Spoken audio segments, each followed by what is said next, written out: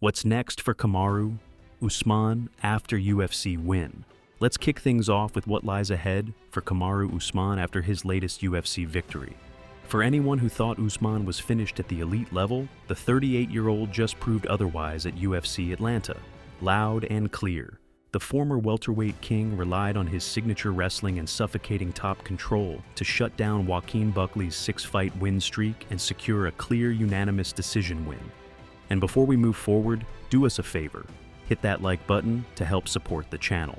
This performance didn't just slow Buckley's momentum, it also snapped Usman's own 3-fight losing streak, though all those losses came against elite opponents like Leon Edwards and Khamzat Chimaev.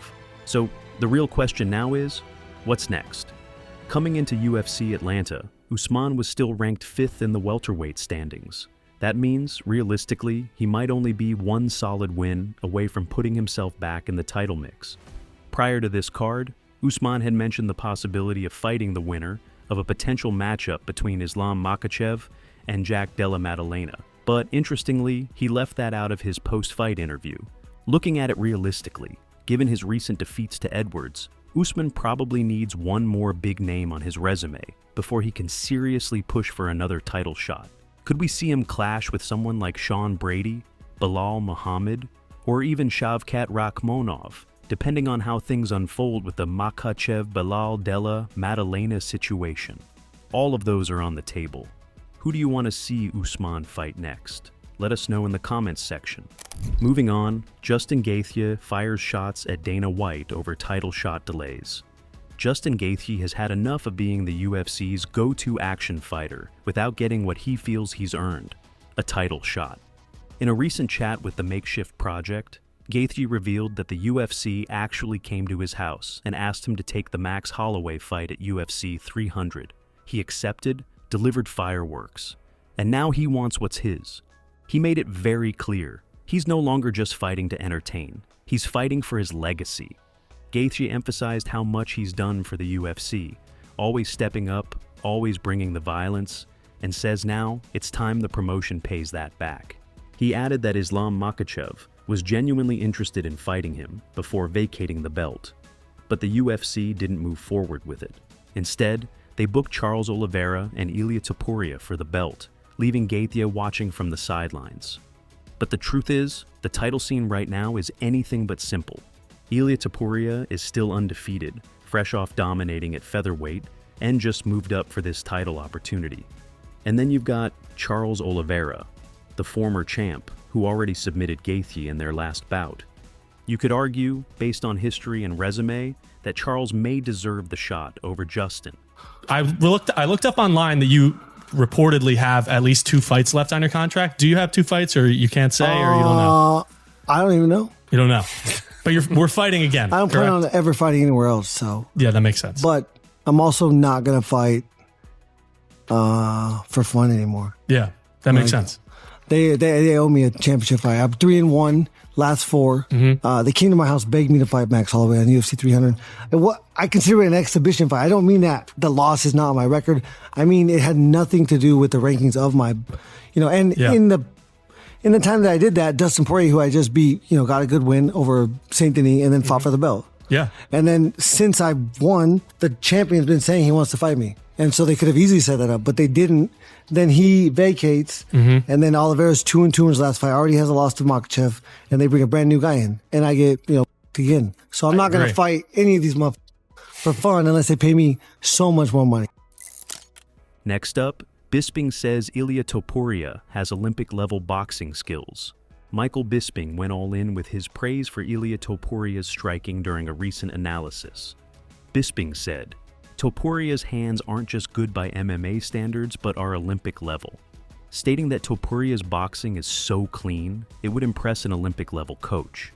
At first glance, it might sound like Bisping is exaggerating, but when you watch Topuria's performances, the hype starts to make sense. His shot selection, accuracy, and timing inside the cage have been world-class.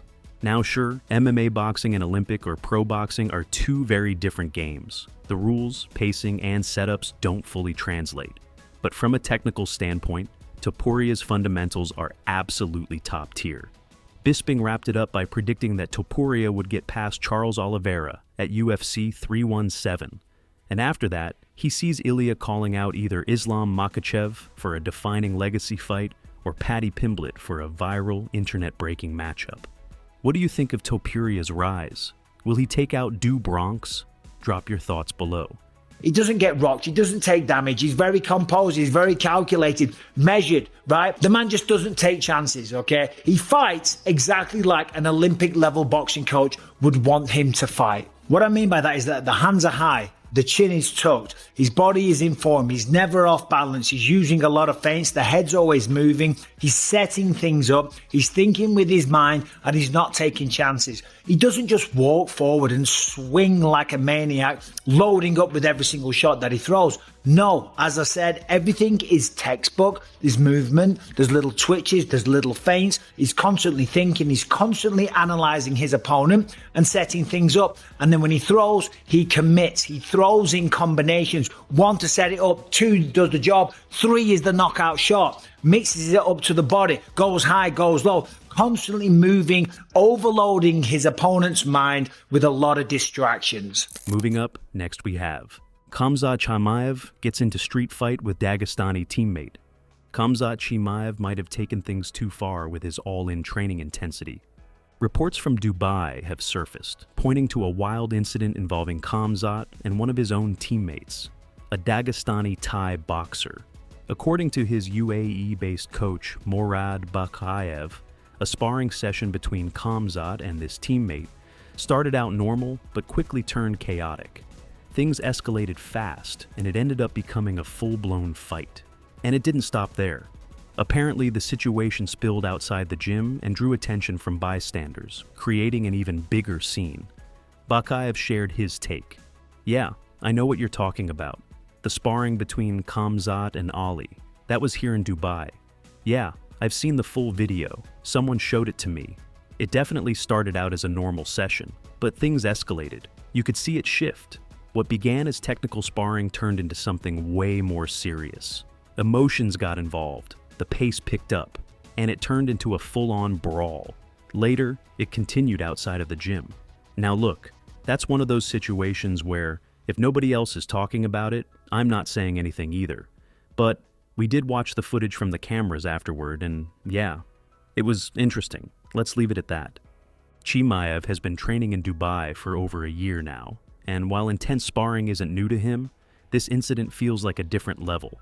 Now that his team is talking and footage is apparently making the rounds, fans are starting to criticize the environment around Chimaev. A lot of people are saying that once you cross the line from hard sparring to an all-out street fight, especially with a teammate, something's seriously off. Whether this was another example of Khamzat's no-holds-barred mentality or a genuine loss of control, one thing's for sure. It's another wild chapter in the growing saga of Khamzat Chimaev. That wraps it up for today. If you liked the video, don't forget to drop a like and subscribe, and we'll catch you in the next one with more fight news, reactions, and raw updates from the MMA world.